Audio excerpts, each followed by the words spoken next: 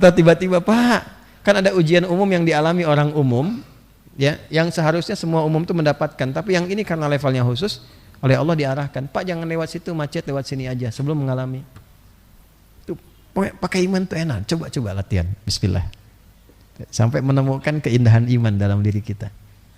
Ini nikmat, Masya Allah, Masya Allah. Ya, apalagi pas kalau sudah bab syukur tuh, fabi ayyi ala'i rabbikum tukadziban. Kalau sudah begitu, semuanya tuh dinikmati.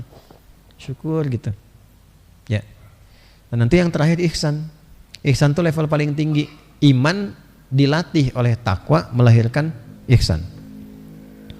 Ya. Kalau tadi iman dilatih dengan amal soleh.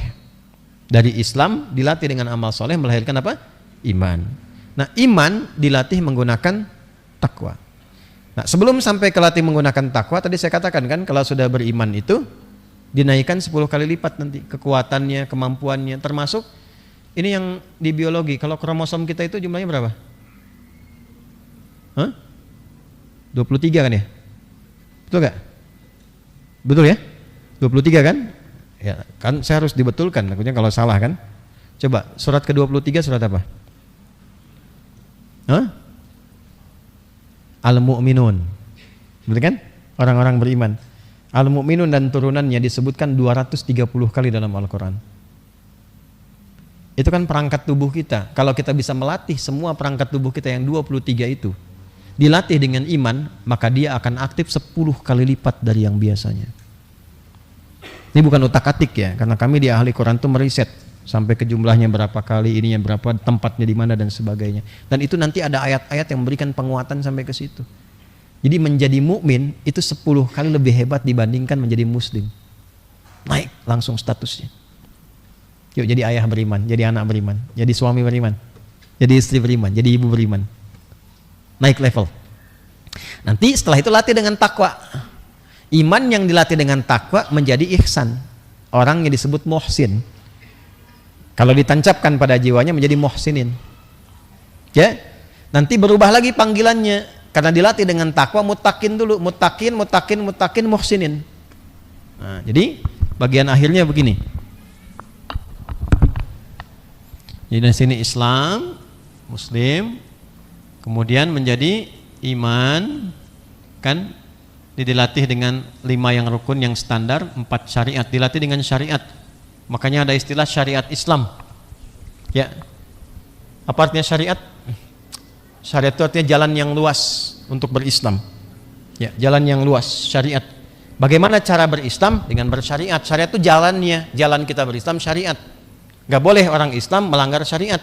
Orang Islam itu harus menerapkan syariat Islam dalam dirinya. Syariat itu artinya jalan untuk berislam. Sholat itu syariat, zakat itu syariat, ya, puasa itu syariat. Dan negara kita bersyukur punya negara Indonesia, jaga. Dan jangan pernah merubah-rubah. Karena semua komponen untuk bernegara ini, undang-undangnya, dasarnya itu mengakomodir semua kepentingan-kepentingan dari unsur masyarakat, termasuk keyakinan-keyakinannya. Udah, final, tuntas. Pasal 29 di ayat 1, negara berdasar atas ketuhanan yang Maha Esa. Ayat 2-nya, negara menjamin kemerdekaan tiap-tiap penduduk untuk memeluk agamanya masing-masing dan beribadah menurut ajaran agama dan kepercayaannya itu. Dijamin.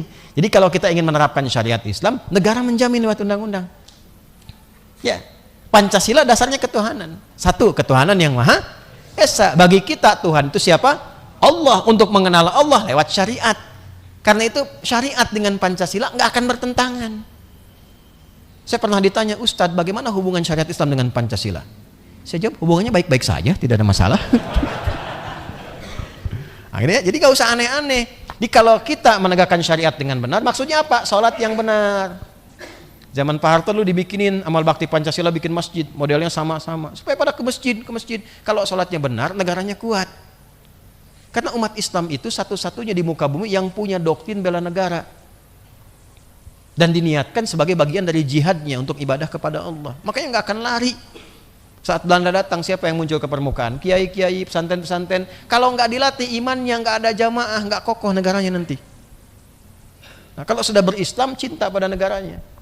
Nah, negara memerlukan apa? Kita keluar, membela dengan baik. Tapi perbaiki diri dulu. Jangan teriak-teriak, tapi nggak jadi baik. Ya. Kenapa diam? Nah ini dulu ya. Nah ini gitu, ngajinya harus total. Terapkan dalam kehidupan. Kalau sudah ada iman, jadi pejabat yang beriman pasti baik. Ya, baik itu. Jadi pedagang beriman pasti baik, dosen beriman pasti baik. Jadi kita bisa mengatasi krisis-krisis yang terjadi saat ini, termasuk krisis perilaku, krisis akhlak. Ya. Jadi pintar tanpa akhlak itu bahaya, membahayakan. Dilatih oleh syariat melahirkan iman. Iman dilatih melalui amal saleh. Nah, maka ini akan menguat. Nanti dari sini kemudian menjadi apa? Ihsan. Iman menjadi ihsan ketika dibentuk oleh takwa ini. Maka keluarkan kata-kata takwa dalam Al-Quran supaya naikkan level kita dari iman menjadi ihsan. Apa bedanya? Kalau iman mengerjakan segala aktivitas itu merasa dipandu oleh keyakinannya kepada Allah. Yakin punya Allah. Kalau ihsan naik level, mengerjakan aktivitas kehidupan itu merasa diawasi langsung oleh Allah. Sehingga otomatis menjadikan semua kegiatannya sebagai ibadah. Di sini penutupnya kajian kita. Anta'budallaha ka'annaka tarah fa illam takun tarahu fa innahu yara. Engkau menjadikan semua giatmu sebagai ibadah, makannya ibadah, tidurnya ibadah, kerjanya ibadah, dan merasa diawasi Allah, itu puncaknya. Udah, nggak butuh CCTV lagi, karena udah merasa diawasi Allah. Itu hal yang mustahil dan hil yang mustahil. Ada orang merasa diawasi Allah mengerjakan maksiat, itu mustahil. Nih, kalau sudah merasa dilihat Allah, tidak mungkin menyentuh minuman yang tidak disukai Allah. Alhamdulillah. Mustahil. Nyentuh sesuatu yang diharamkan, itu mustahil. Karena merasa diawasi. Nah, latihannya pakai apa? Takwa. Nanti takwa keluarkan di Quran. Kurang lebih disebutkan 240 kali. Segmennya dibagi-bagi. Ada segmen latihan menata jiwa kita, ibadah ritual dengan sholat yang benar, tapi sholatnya pakai iman didorong oleh takwa. Dzalikal kitabula raiba fi hudalil. Siapa mutakin di sana? Imannya dikuatkan dulu. Alladzina yu'minuna, bukan amanu lagi, yu'minun. Amanu baru beriman, yu'minun mengupgrade imannya, dinaikin. Ketika di-upgrade yu'minuna bil ghaib pada Allah, walaupun tak nampak dalam pandangannya, tapi dia merasa diperhatikan. Baru dengan perhatian Allah itu wa yuqimunas, di sholatnya merasa dilihat Allah, di komunikasinya enak. Ya, Anda menghadap pimpinan, nih, abang mau menghadap panglima misalnya, kan disiapkan kata-katanya supaya rapi kan? Kita mau menghadap Allah, masa kita menghadap dengan bacaan-bacaan yang masih kurang baik? Kalau kita merasa diperhatikan Allah, sedang berdialog, disimak dan dijawab langsung, kita akan perbaiki cara kita. Bismillahnya benar, alhamdulillahnya benar, fatihahnya benar. Karena merasa dijawab. Saya tanya ya, pernah nggak kita saat sholat merasakan bahwa kita itu betul sedang menghadap Allah? Atau baru sekedar formalitas? Kalau baru sekedar sholat, ini satu, muslim. Sudah terima, gugur kewajibannya, dapat pahala sesuai keikhlasannya. Kalau yakin sedang menghadap Allah, itu mukmin. Tapi kalau Anda merasa bahwa apa yang kita sampaikan diperhatikan dan dijawab Allah, itu muhsin. Begitu kita mengatakan alhamdulillahi rabbil alamin, kita yakin Allah sedang menjawab. Hamadani abdi, hambaku sedang memujiku. Ar-Rahmanir Rahim, asna alayya abdi, hambaku sedang menyanjungku. Maliki yaumiddin, majjadani abdi, hambaku sedang mengagungkanku. Iyyaka na'budu wa iyyaka nasta'in, hadza baini wa baina abdi wa li abdi ma sa'al.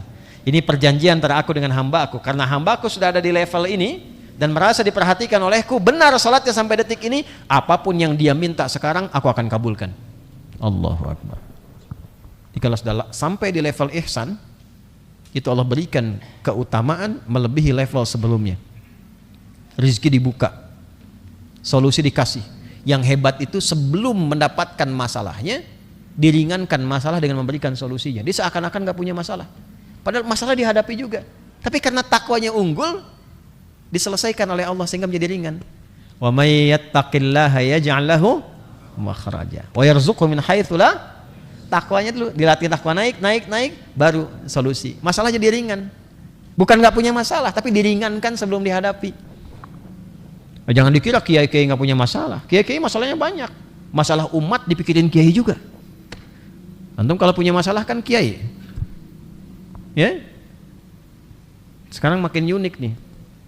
Sekarang ada kertas datang ratusan ribuan. Curhatnya macam-macam, Ustaz. Mohon didoakan ya Ustaz. Ya. Saya terjebak oleh rentenir. Kredit ini ya Ustaz begini. Ya kalau Ustaz ada kira-kira rezeki yang berlebih. Aduh, ini aku mayat Aduh. Nah ini coba dekati Allah dengan takwa ini. Nah iman plus takwa anugerah itu yang dimaksud anugerah terindah yang dimiliki itu. Ya, itu Quran surah 7 ya ayat 96. Apa bunyinya? Walau anna ahlal qura amanu wattaqau lafatahna alaihim barakatim minas sama wal ard. Kalaulah penduduk negeri ini se-Indonesia nih berubah, orang Islamnya beriman, tingkatkan takwa, ke masjidnya penuhin, bukan ada pas kajian rame begini aja, subuhnya, duhurnya, asar, maghrib, isya, ramein, penuhin, jalin komunikasi, persaudaraan dibangun, ukhuwah Islamiyah, terus takwanya dipraktekin bareng-bareng, takwa kolektif. La fatahna alaihim barakati minas sama'i wal ardh. Kami buka, kata Allah, semua pintu keberkahan, kemudahan, kelancaran di langit dan di bumi, berkah. Tuh, gunung-gunung yang batuk-batuk itu ditahan. Erupsi-erupsi ditahan. Banjir-banjir macam-macam ditahan karena orangnya baik semua. Nah, kalau orang-orang sakit, orang aneh, makin aneh perilakunya. Gunung erupsi dideketin. Aneh, ada yang sakit tuh. Ya, tanda-tanda kurang baik kita menjauh, tapi kita introspeksi diri, kenapa ini begini? Banjir makin banyak dan sebagainya. Kenapa? Ada masalah apa? Balik, dhaharal fasadu fil barri wal bahri bima kasabat. Yang salah manusianya itu. Koreksi diri. Nah, ini yang ditingkatkan. Nanti ada segmen penguatan pribadi secara ritual, ada segmen di keluarga, ada segmen dalam kehidupan masyarakat berbangsa bernegara. Bagaimana menjadi pribadi yang bertakwa? Satu-satunya negara di muka bumi yang menghadirkan takwa dalam konstitusinya, di turunannya, di setiap institusinya, itu Indonesia. Bahkan di undang-undang pendidikannya ada takwa di dalamnya. Jadi kita di Kodiklat nih TNI. TNI itu punya Sabta Marga ada 7. Yang ketiganya itu takwa. Kami, Ksatria, Tentara Nasional Indonesia yang bertakwa pada Tuhan Yang Maha Esa, membela kebenaran, kejujuran dan keadilan. Ini yang belajar kuliah-kuliah, buka Undang-Undang Sisdiknas nomor 20 tahun 2003. Dari mulai pasal menimbang itu ada 5, A, B, C, D, E. Coba lihat yang poin B-nya. Undang-Undang Dasar 1945 mengamanatkan pada pemerintah, mengusahakan, menyelenggarakan satu sistem pendidikan nasional yang meningkatkan keimanan dan ketakwaan pada Tuhan Yang Maha Esa serta akhlak mulia. Itu luar biasa. Baru mencerdaskan kehidupan bangsa. Mencerdaskan itu yang kedua setelah beriman dan bertakwa, baru punya akhlak. Jadi kalau cuma cerdas gak punya akhlak, roboh bangsa ini, rapuh pondasinya. Satu-satunya undang-undang pendidikan yang menyantumkan keimanan ketakwaan itu Indonesia. Makanya kurikulum ini kalau mau diperbaiki, perbaiki dulu aspek imannya, aspek takwanya. Supaya jadi baik. Kalau sudah baik, pintar itu gampang. Yang susah itu baiknya. Gitu. Syarat jadi presiden, wakil presiden 13 tuh. Nomor satunya beriman dan bertakwa pada Tuhan Yang Maha Esa. Jadi ini takwa. Kita itu sudah komplit, negara mendukung ke situ, undang-undang mengarah ke situ, tinggal dipraktekin. Agama satu-satunya di Islam yang punya algoritma takwa yang lengkap. Suami takwa, istri takwa, kepala rumah tangga takwa, masyarakat takwa, ada di sini semua. Nanti kalau sudah masuk golongan muttaqin, naik level, dilatih terus konsisten jadi muhsinin. Itu kalau sudah muhsinin, di surganya Allah sambut tuh, diberikan peluang, pintunya langsung di taman surga, keindahan, tamannya langsung yang paling indah. Itu yang Adz-Dzariyat ayat 15 sampai 23. Innal muttaqina fi jannati wa uyun. Ada sebagian orang takwa yang disambut langsung di taman surga. Taman surga, nanti naik level sampai yang tertinggi. Tapi masuknya dari gerbang yang terindah dulu. Innal muttaqina fi jannati wa uyun akhidhina ma atahum rabbuhum mereka mendapatkan janji yang Allah telah jelaskan, berikan saat mereka hidup di dunia. Dijanjikan nih, jadi muhsin itu akan begini, dia ikutin. Innahum kanu qabla dzalika muhsinin. Mereka termasuk orang ihsan saat di dunia. Kanu qalila, ini golongan elit sedikit. Amalannya minal laili ma yahja'un. Kalau malam itu sedikit tidurnya. Efektif aktivitas malamnya. Salat, bikin karya, bikin konsep hidup yang jelas. Wabil asharihum yastaghfirun. Sebelum subuh udah koreksi diri, menyiapkan agenda yang terukur, rapi. Wa fi amwalihim haqqul lisaili wal mahrum. Punya manajemen pengelolaan harta yang baik, tahu cara menggunakannya, cara mengarahkannya. Tuh. Wa fil ardi ayatul lil muqinin wa fi anfusikum afala tubsirun. Dan dia tahu tanda-tanda kehidupan di bumi, paham esensi kehidupan, mengerti. Oh, kalau tugas ke sini maknanya begini, kalau ini begini. Wa fi anfusikum, dan dia sadar tentang dirinya, mengapa dia hidup di dunia, akan kemana setelah dia meninggal, apa yang dia kerjakan, paham. Setelah itu dia tunggangi itu selama hidupnya sampai meninggal. Di dunianya terhormat, di akhiratnya disambut dalam keadaan mulia. Tinggal kita lihat di level mana kita berada, sebagai muslim, mukmin, atau sudah level muhsin. Nah, itulah yang kemudian jadi bahan renungan kita. Kira-kira sudah sampai mana latihan-latihan. Kita akhiri perjumpaan kita untuk menutup bagian 2 terakhir dari hadis yang kedua. Kalau sudah paham di sini, baru kita bicara tentang masalah-masalah di setiap zaman sampai tanda-tanda kiamat. Kajian tanda-tanda akhir zaman. Itu insya Allah untuk pertemuan berikutnya. Saya punya permintaan. Yang pertama, kita saling doakan ya, terutama doakan bangsa ini ya, doakan tuh para penanggung jawab di pemerintahan supaya diberi hidayah oleh Allah ya, yang meringankan hisabnya saat meninggal, karena ada hisab itu nanti ya. Makanya para pejabat tuh mesti hati-hati ya Pak ya, Ibu semua tuh, karena dihisab di hari kiamat. Saya punya tanggung jawab menyampaikan ini supaya lancar tugas kami. Ulama-ulama doakan supaya benar mengajarnya, supaya ikhlas. Sebab kalau ulamanya bermasalah, muridnya bermasalah juga. Ya, didoakan supaya ulamanya benar, ikhlas, ilmunya terjaga dengan baik dan menyatukan umat. Karena akan muncul nanti ulama-ulamaan yang memecah belah umat. Surganya pun surga-surgaan. Ya, karena banyak melahirkan masalah. Nanti ada yang seperti itu. Maka hati-hati kalau sudah mendengar sesuatu yang aneh-aneh, yang menyimpang, iyyakum wa iyyahum, kata Nabi, waspada, tinggalkan, jauhi. Di sini juga diatur Pak, jangan sampai kajian tuh orang-orang bermasalah. Yang bikin kita baik, bermasyarakat baik, berbangsa baik, ibadahnya baik, ya, merekatkan ukhuwah yang baik-baik. Itu kita butuh sekarang kebaikan kolektif. Dibanyakin doa ya, banyakin doa. Kemudian yang kedua, mulai dari diri pribadi, persaudarakan kita semua. Ya, bikin inspirasi yang baik. Sudah, kalau sudah seperti itu, kita jaga dengan baik sampai kita kembali menghadap Allah insya Allah dalam kemuliaan.